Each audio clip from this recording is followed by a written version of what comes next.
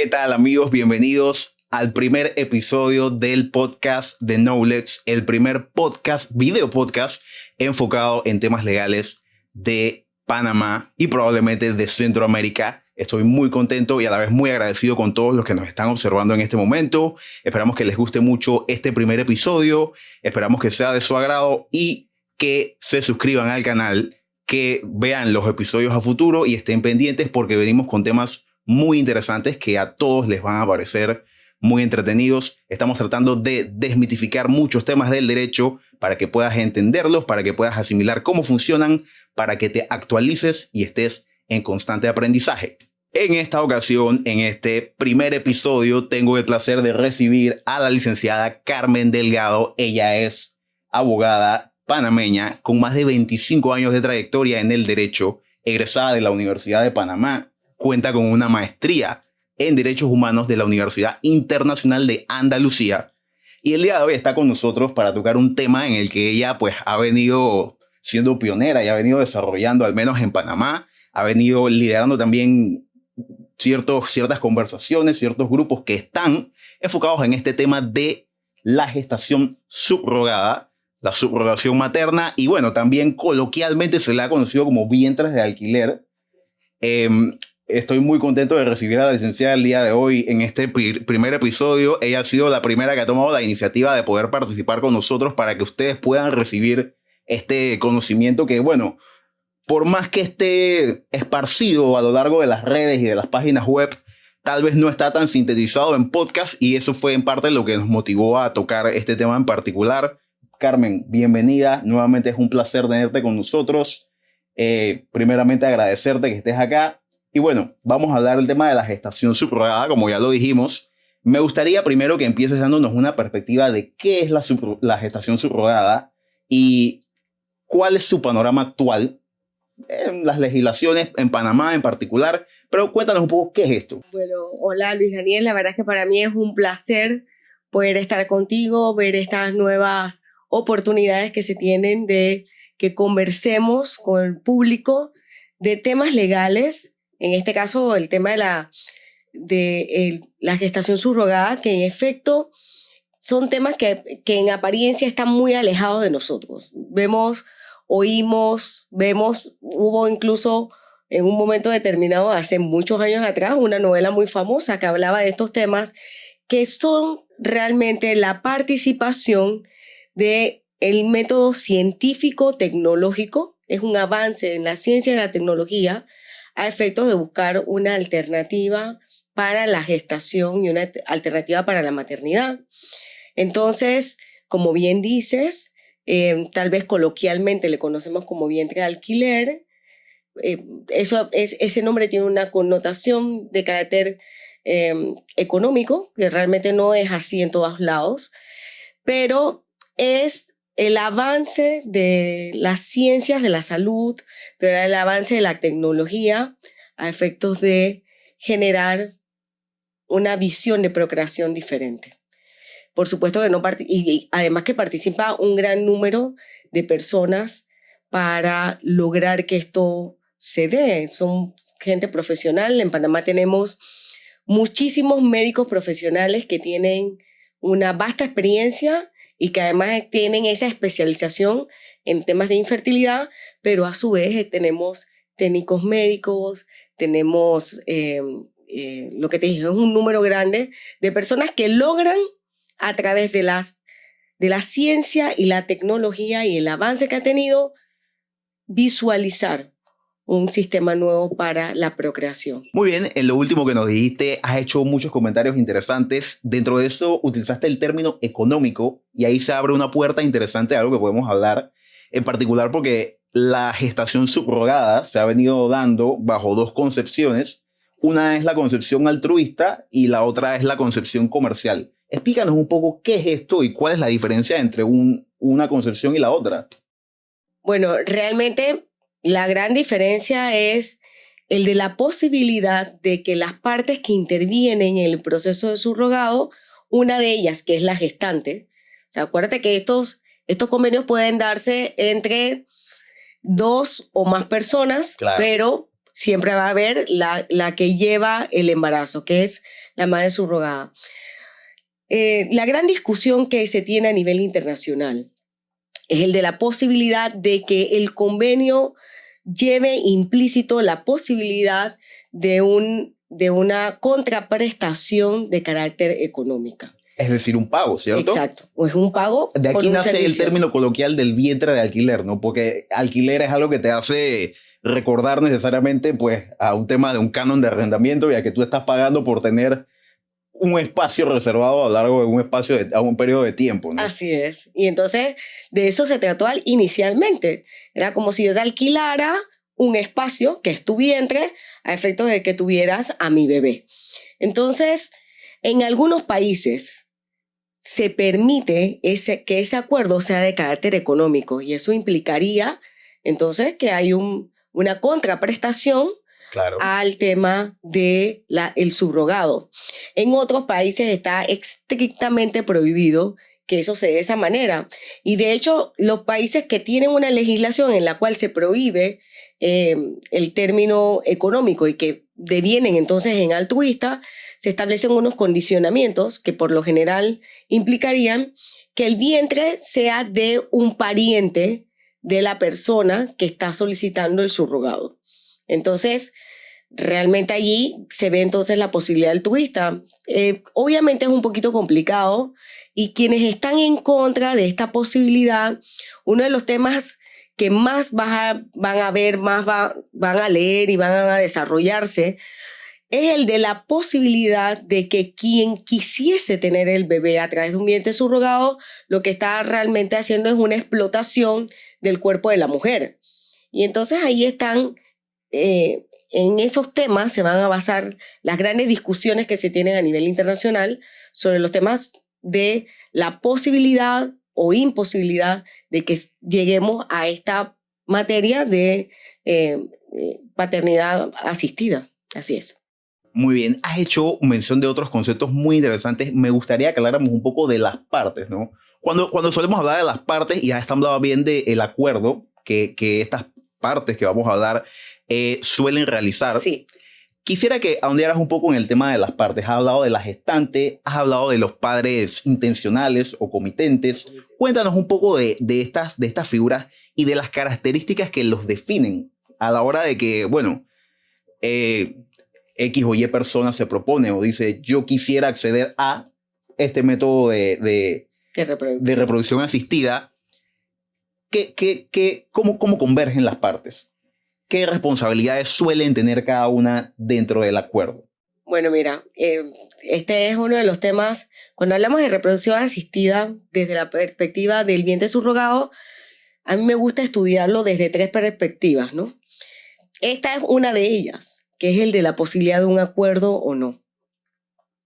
Mira, este tema es tan amplio como la cantidad de personas que podrían participar como partes en el acuerdo al que te refieres. Como les dije, siempre tiene que haber, obviamente, la madre subrogada. O sea, la madre gestante. Es pieza clave para que esto pueda ocurrir. Porque realmente es eso. Estamos buscando a alguien que geste, alguien que lleve los 9 meses del embarazo. ¿Quiénes pueden solicitar? Como bien dices, se le llama padres comitentes o padres intencionales, que son aquella persona que tiene el interés de tener un hijo. ¿Quiénes pueden ser? Bueno, el asunto es muy amplio. Y entonces ahí es donde vienen los grandes debates. Originalmente estaban las parejas que habían tenido problemas de infertilidad para poder procrear. De hecho, y disculpa que haga un pequeño paréntesis ahí, esta idea es bien interesante. De hecho, entiendo yo que este es uno de los argumentos más a favor de esta idea, es en el sentido de que, bueno, estas parejas, que sea por algo natural, algo biológico, pues no pueden concebir un hijo y desean acceder a este método de reproducción asistida, se encuentran también con otra figura también que podríamos llamar comitente o intencional, que no representa realmente a una pareja en esta búsqueda de la realización familiar, sino que también entiendo que hablamos de a veces de la figura de padre comitente monoparental, ¿verdad? Háblanos un poco, extiéndonos un poco sobre cómo se da esta cuestión. Claro, todo empieza, como bien dices, por parejas que por temas de infertilidad o esterilidad no podían procrear. Y como bien dices también, tenemos desde las personas que por alguna circunstancia corporal no pueden acceder a la procreación, y hablábamos entonces de la esterilidad o la infertilidad, pero también están aquellas parejas que no pueden acceder porque han afrontado, por ejemplo, mujeres que afrontan, por ejemplo, un proceso de alguna enfermedad que les va a inhabilitar o les va a impedir procrear con posterioridad. Las personas que pasan por un cáncer, las personas que afrontan las consecuencias de los tratamientos que después le van a impedir entonces procrear. ¿Y qué hacen? Bueno, esto empezamos por la conservación de los gametos. Entonces, eso también forma parte de este sistema. Claro. Conservamos gametos. Los gametos son los óvulos o los espermatozoides. Los conservamos para que posteriormente puedan ser utilizados. Eso empieza a ser una constante, no por temas de infertilidad, sino por temas de que ya vamos estudiando un poquito más el desarrollo de la mujer como tal y la necesidad de tomar decisiones en oportunidad a efecto de evaluar si posteriormente van a querer ser mamás, porque es que se van quedando sin esos gametos. Pero como bien dices, la posibilidad es muy amplia. Tenemos desde las parejas y parejas heterosexuales, hay parejas homosexuales, que son los homoparentales, hay parejas, hay personas que simplemente no han podido acceder a esa visión tradicional de tener una pareja con la cual decidir desarrollar la maternidad o la paternidad, y entonces son monoparentales.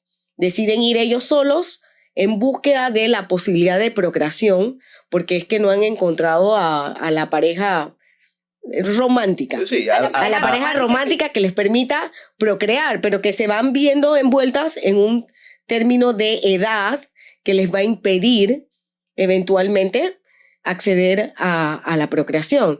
Entonces tenemos de todo este tipo de individuos que bien en pareja, solos, homosexuales o heterosexuales, quieren acceder a la procreación. Uno de los temas que a mí siempre me preguntan y yo siempre digo es que a lo largo de los estudios que he hecho, el deseo, el anhelo, yo le llamo anhelo, el anhelo de la paternidad, el anhelo de la maternidad no tiene nada que ver con la sexualidad. Nosotros desde chiquitos les vamos enseñando y nos enseñaron a nosotros que los seres vivos nacen, crecen, se reproducen y mueren. Bueno, en el se reproducen, resulta ser que para estos temas yo podría decir, hoy sin temor a equivocarme, de que la sexualidad no tendría nada que ver. El hombre o la mujer quisieran procrear.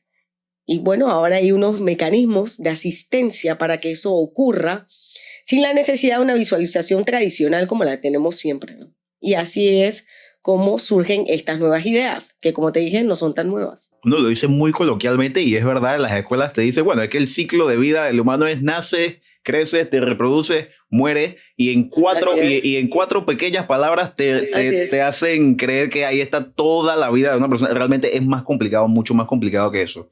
Hablando de la gestación subrogada, sabemos que es un tema que es complejo. La sociedad no está necesariamente a favor o en contra de esto, en un sentido de que, bueno, podríamos decir que hay una tendencia particular. Realmente a lo largo de varios países la legislación es muy distinta. Eso también genera algunas cositas que vamos a hablar ahora. Yo quisiera preguntarte, ¿cómo está visualizado el tema, al menos acá en Panamá? ¿Cómo está visualizado en un nivel legal?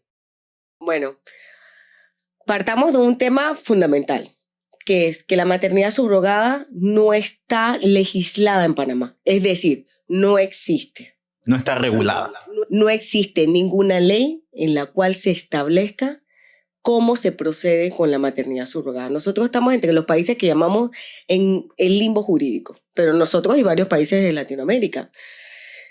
¿Por qué? Porque realmente estos temas, como te dije, son las excepcionalidades.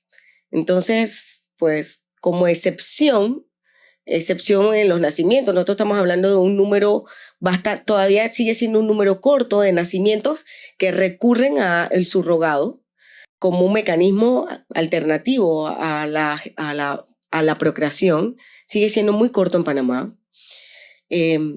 A lo largo de Latinoamérica vamos a encontrar desde países en los cuales ya se reguló completamente, no solamente en Latinoamérica, sino en América. En Latinoamérica, Chile, por ejemplo, ya lo tiene regulado, incluso tiene regulado el tema de la posibilidad de la gestación en donde las parejas sean homosexuales. Estados Unidos tiene ciertos estados, Estados Unidos y México tienen estados en los cuales se permite el subrogado. Y a la final, ¿qué es lo que se ha permitido? Lo que se ha permitido es que una tercera persona participe de la procreación y que hay una transferencia de derechos que se generan a partir de la filiación a otras personas. Entonces eso es lo que se permite el convenio, el contrato de subrogado, y son los temas que se van desarrollando en esas legislaciones, las condiciones que tienen que haber. Por ejemplo, prácticamente a nivel internacional está aceptado que la madre del subrogado sea una persona que vaya a tener hijos por primera vez. Es decir, que no puede ser primeriza la del vientre subrogado, que tiene que tener cierta edad. En algunos países, como te dije, se establece familiaridad.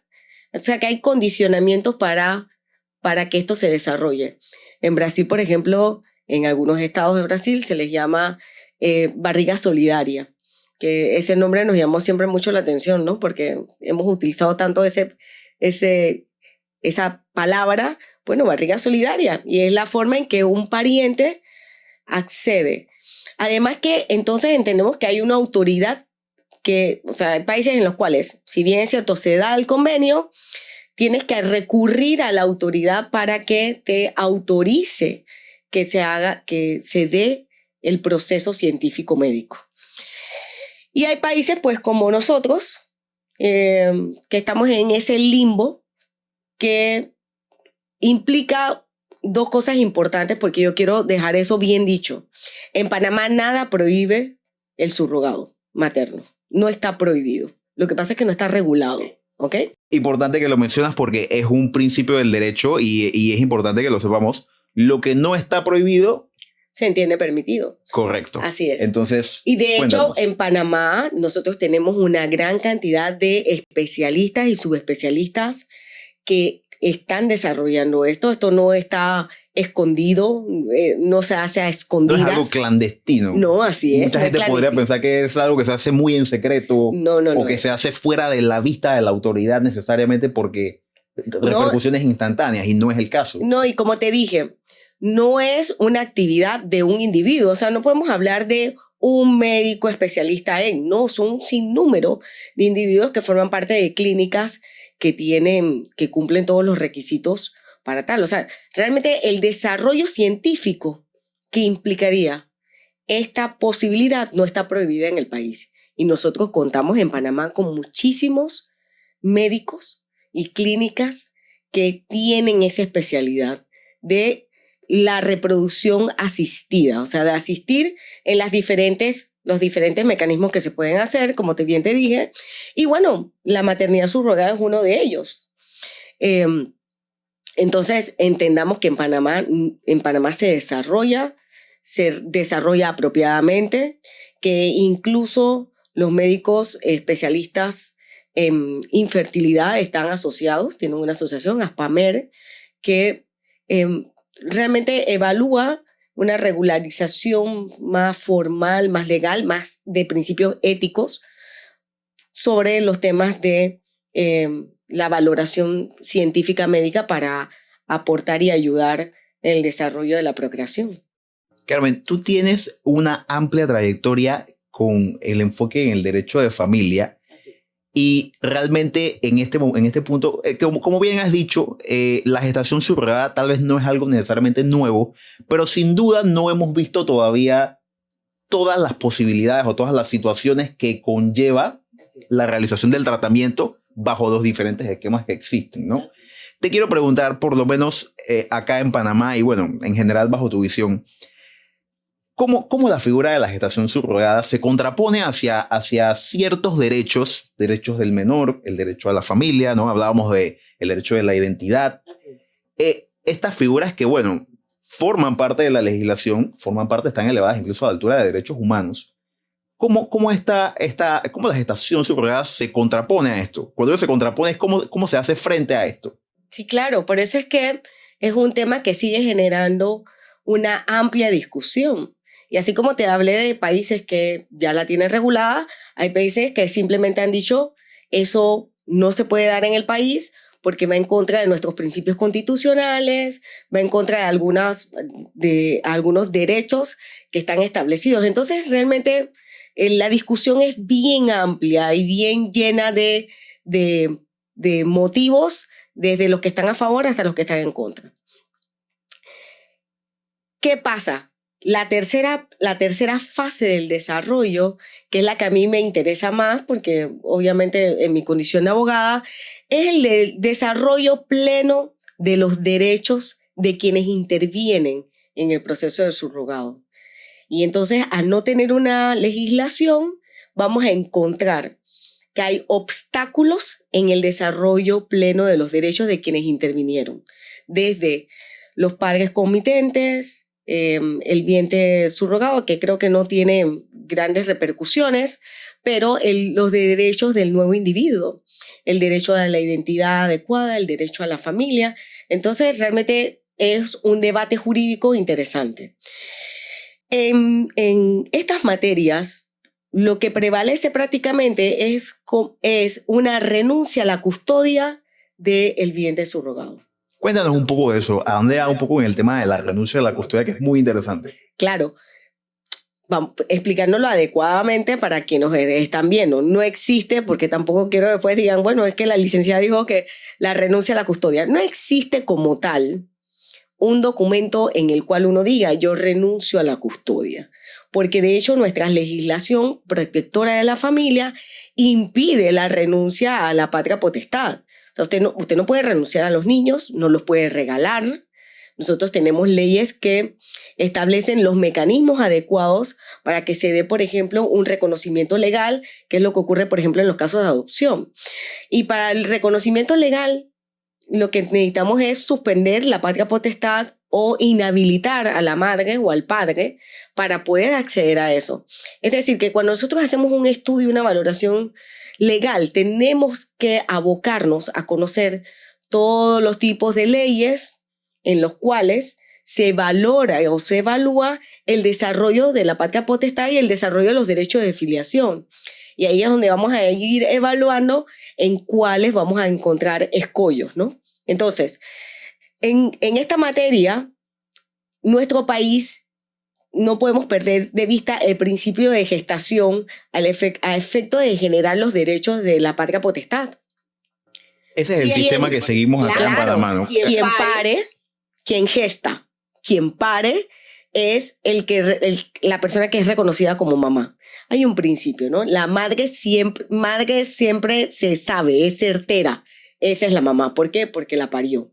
¿Por qué? Porque la gestó. Entonces, aquí, un nacimiento en condiciones normales implica que ya tenemos incluso a la autoridad competente en los hospitales, en los cuales se van llenando la documentación que dice aquí nació un niño y el niño es hijo de la señora aquella y el señor aquel, que fueron los que estaban aquí. Sobre todo la señora aquella. O sea, la madre siempre se sabe cuál es. Claro. Que fue la que gestó, la que parió en el hospital. Con el padre es otro tema. Pero ese principio, entonces ya empieza a poner una primera limitación al ejercicio pleno de los derechos de la madre comitente. La madre que ha pedido tener al niño. Comienzan las preguntas, ¿no? ¿Quién es realmente entonces debe ser reconocida como la madre? Si es la que biológicamente pasó por el proceso de la gestación o es la que manifestó la intención entonces tener un hijo y bueno, la subrogante más bien era la que llevaba el proceso y ahora surge el choque, ¿no? ¿Cómo se ha desarrollado este tema? ¿Qué pasa en estos casos? Sabemos que Panamá sigue el sistema, como lo dijiste, de Claro. la gestante. La gestante va a ser reconocida. En Panamá la gestante. Lo que pasa es que, claro, a mí me gusta decir esto. Un niño nacido en condiciones normales. Vamos, Luis Daniel. Es importante recalcarlo. Claro, ¿por qué? Porque realmente quien accede a esta posibilidad, no podemos negar que ha tenido que tomar varias decisiones y varias decisiones de fuerza, por ejemplo, decisiones de tipo económico. Esto no es una posibilidad que tiene todo el mundo. Entonces, realmente usted quiere que su bebé nazca en condiciones normales, en condiciones apropiadas. Van a ser en un hospital. El reconocimiento lo tiene la gestante. Hay dos cosas importantes. Acuérdate que en materia de niñez, nosotros seguimos un principio de confidencialidad.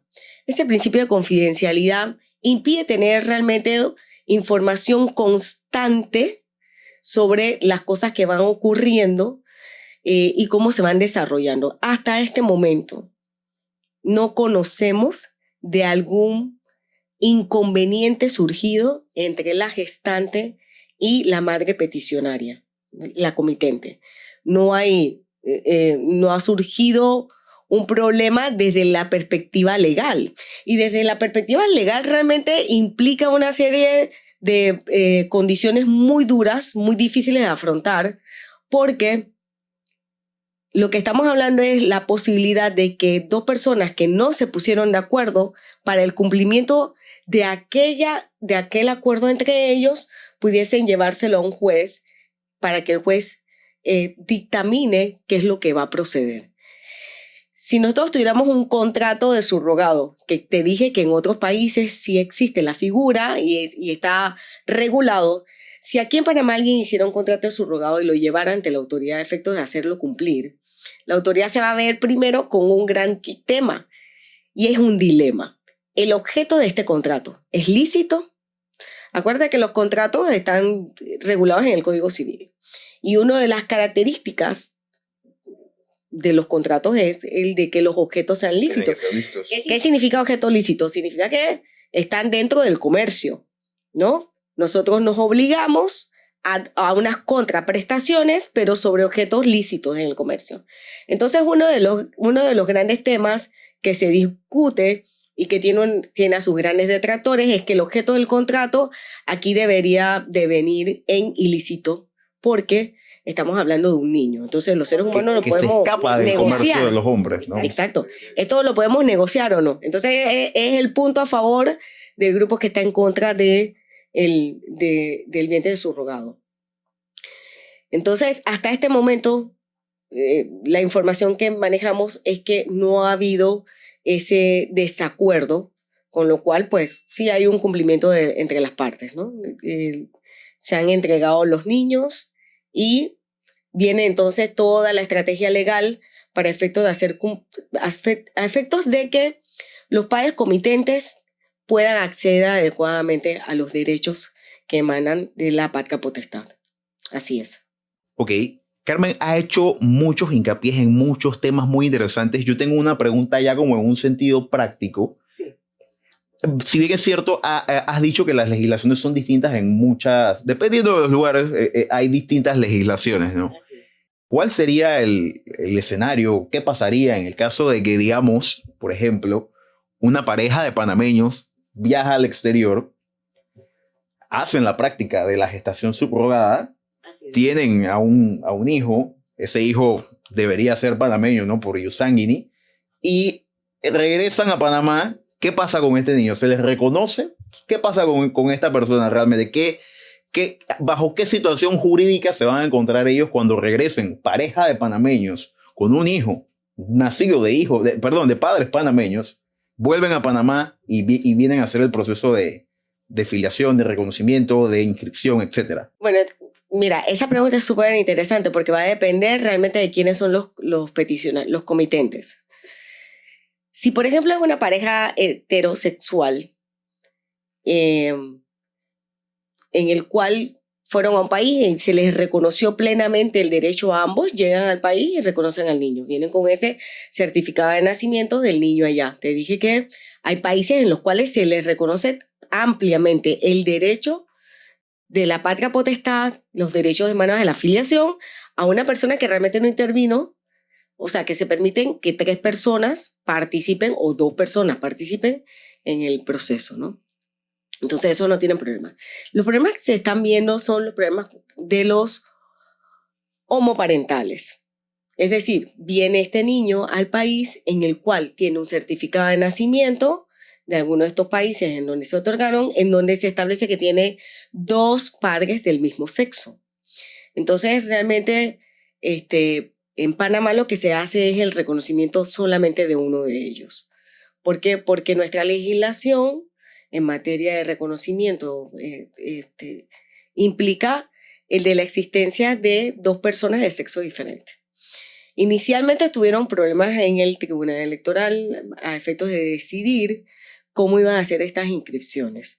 Y hasta este momento, según tengo entendido, lo que hacen es que el reconocimiento de un padre, de uno de los 2 padres, cuando ambos son del mismo sexo, entonces se reconoce solamente a uno, para que el niño tenga el derecho de inscripción.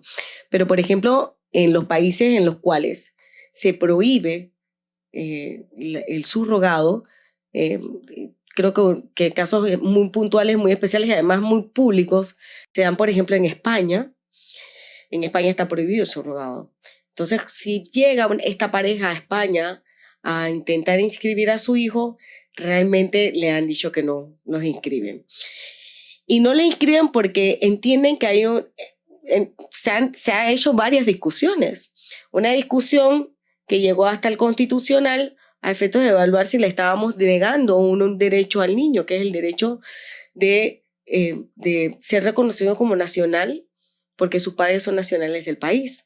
Pero es que no se le aplique el derecho, es que el derecho se aplica para unas circunstancias muy determinantes.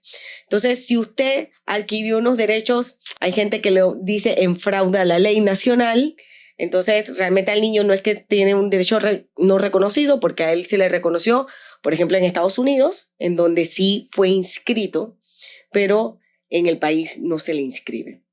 Hay unos casos muy interesantes y muy famosos, además, sobre estas posibilidades. Interesante. Cuéntanos algo ahora para ir pues concluyendo con el tema, que la verdad es que podríamos hablarlo por mucho más tiempo, porque tiene muchas vertientes y muchas cosas que pues no vamos a poder cubrir en el tiempo del podcast. Para ir más o menos concluyendo, yo quisiera saber qué piensas, ¿cuál crees que va a ser el impacto de la regulación o no regulación de este tema de la gestación subrogada en los países? Entiéndase, en Panamá, en Latinoamérica, bueno, ya sabemos que hay muchos que están optando por regularlo, otros que lo regulan en un sentido negativo y dicen no lo vamos a permitir, otros que se quedan y abrazan el concepto del limbo jurídico y se quedan con los vacíos. Pero ¿cuál es el impacto? Porque la verdad es que este es un tema que está presente hoy por hoy, que no va a desaparecer. Así es, un tema que vino para quedarse. Exacto. ¿Cuál es el impacto que tiene regularlo, no regularlo o mantenerse en el limbo? ¿Qué es mejor y qué tú consideras que, sabes, qué es la vertiente correcta para poder hacerle frente? Lo que pasa es que, como hemos ido conversando, hay tantos escenarios que hay algunos que van a ser muy difíciles de valorar. Entonces yo creo que sí tenemos que empezar una discusión. Y creo que el escenario más factible y más fácil ahora es el de aquel en donde la madre tiene una compatibilidad genética con el niño. Y yo creo que ya debería permitirse a esa madre impugnar la maternidad. ¿Por qué? Porque nosotros tenemos ahorita, en este momento, por ejemplo, un individuo varón, el cual es llamado al reconocimiento de un niño. ¿Qué hace? Hay dos diferentes procesos. Uno es el del reconocimiento judicial. Cuando una persona dice, el papá de mi hijo, una mujer dice, el papá de mi hijo es el señor X, se genera un proceso inicialmente administrativo, llaman al señor X dice la señora Y que usted es el papá de Z. Entonces el señor X en ese momento dice sí o no y reconoce. Es un reconocimiento. Si dice que no, eso se va al órgano judicial. Y en el órgano judicial empieza un proceso y de una vez le hacen una prueba de ADN al niño. Esa prueba es prueba irrefutable para determinar la paternidad o no. El mismo tema ocurriría, por ejemplo, con la impugnación de paternidad, que claro, eso tiene unas condiciones para el cumplimiento. Realmente no vamos a ponernos a hablar de todos esos temas, pero la impugnación de paternidad ocurre cuando hay un error en la paternidad, ¿no? Me he dado cuenta que hay un error, ojo, no es siempre ni en todas las circunstancias, porque hay unos timings que hay que cumplir, pero ¿cuál es la prueba idónea para demostrar el error en el reconocimiento o el error en el desconocimiento de la paternidad? Una prueba de ADN. Entonces yo creo que en este momento la madre comitente tiene una desventaja inicial, pero que podríamos solventar por lo menos para ese escenario muy fácilmente la posibilidad de determinar quién tiene realmente quién tiene esa compatibilidad genética para ir a solicitar que se le reconozcan sus derechos como mamá. Y yo creo que esa es una de las visiones que es muy fácilmente de determinar. Claro, hay otros escenarios un poco más complicados. Nosotros, por ejemplo, tendríamos que evaluar cuál es el tema que hemos ido dándole al tratamiento, por ejemplo, de la adopción en materia de homosexualidad, monoparentalidad, y entonces en esa misma materia van a establecerse aquellos derechos. Podríamos tener una primera visión de aquellos derechos o aquellos deberes que se puedan generar cuando estamos hablando de un subrogado, en donde nos enfrentamos a la monoparentalidad o la homoparentalidad, pero se dan. Sí creo que es un tema bien interesante y que hay que regular, porque en la etapa final, es decir, cuando ya tenemos a este bebé y tenemos esta conformación de esta familia, el ejercicio pleno de sus derechos están limitados y hay que buscar la estrategia legal para evaluar cómo es que le vamos a dar derechos. Y hay un montón de circunstancias que pueden rodear a la posibilidad de que enfrentemos conflicto familiar. O sea, nosotros tenemos conflicto familiar que enfrentar normalmente con niños que tenemos plenamente identificados la parentalidad. Imagínate si empezamos a tener problemas del conflicto familiar en donde no tenemos una plena identificación de la parentalidad. Vamos a quitarle derechos. En este momento podríamos quitarle derechos a personas que realmente accedieron a esta posibilidad médico-científica a efectos de procreación y a efectos de tener familia. Entonces, claro, hay temas importantes y por eso es que yo soy una fiel creyente de que prontamente, yo estoy segura, Luis Daniel, que prontamente vamos a ver a la primera mamá que exija realmente que se reconozcan sus derechos, porque fue la mamá que concebió la idea de tener a su niño, que la tiene con él, porque como te dije, realmente no existen hasta este momento problemas en donde se ha cedido la custodia del niño. No ha habido esos problemas, pero que realmente hay muchas más cosas. Cuando tú te sientas y te pones a ver en cuántas cosas necesita un niño, el visto bueno de sus padres, hombre, para sacar un pasaporte, para salir del país, o sea, hay un montón de cosas que requieren realmente de que la autoridad entienda quiénes son quienes tienen esos deberes y esos derechos frente al individuo, y eso es importante. Por eso hay que regular. Es muy importante, me voy con eso, por eso hay que regular, hay que hacerle frente al tema. Como decíamos ahorita, el tema existe, no va a dejar de existir evidentemente. Lo más sensato es, como tú bien dijiste, que abramos diálogo, que conversemos del tema y que a nivel social, pues, se empiece a tomar en cuenta. Bueno, Carmen, ha sido verdaderamente un placer conversar contigo. Como lo dijimos, estos temas podríamos quedarnos hablando mucho más tiempo, pero lastimosamente tenemos nuestro deadline que cubrir. Hemos llegado al fin de este primer episodio. Estoy muy contento de haberte recibido aquí. Realmente que tuvimos una conversación muy plena y espero que a todos los que nos están viendo les haya parecido muy interesante. Hey, suscríbanse al canal, vienen próximos episodios, vamos a seguir tocando temas muy interesantes que muchas veces se consideran complejos. Nosotros vamos a desmitificarlos, nosotros vamos a enfocarnos en lo legal, pero vamos a hacerlo de una forma en la que puedan entenderlo, en la que puedan comprenderlo todas las personas que nos observen. Si tienes algo que comentar, pues ya sabes, deja los comentarios aquí abajo, dale like, suscríbete, te invito a que estés pendiente y nos sigas también en redes sociales. Y bueno, quiero tomarme el tiempo de agradecerte, decirte que esta es tu casa, esto es Knowlex y esperamos pues tenerte de vuelta porque realmente quedaron muchas cosas que hablar. Espero que también lo hayas disfrutado.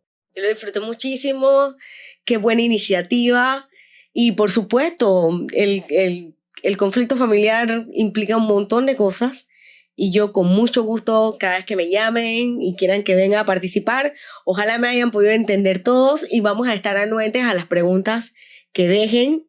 Estos temas son interesantes, así que cualquier comentario o cualquier duda que tengan, vamos a estar anuentes a ellos. Así que saludos a todos. Bueno, y no podemos despedirnos sin antes hacer mención de la licenciada. Si alguien está interesado en contactarla, vamos a dejar su número de teléfono aquí, lo van a poder observar. Como dijimos, ella tiene una amplia trayectoria en el derecho de familia, en el cual se ha enfocado, y vamos a dejarle la posibilidad a los que quieran extender, comunicarse directamente con ella, hacer consultas sobre toda la amplia gama de temas que hay en el derecho de familia, pues son bienvenidos a contactar a la licenciada Carmen Delgado. Muchas gracias nuevamente, Carmen. Recalco que esta es tu casa y esperamos tenerte de vuelta. Seguramente así será. Saludos a todos.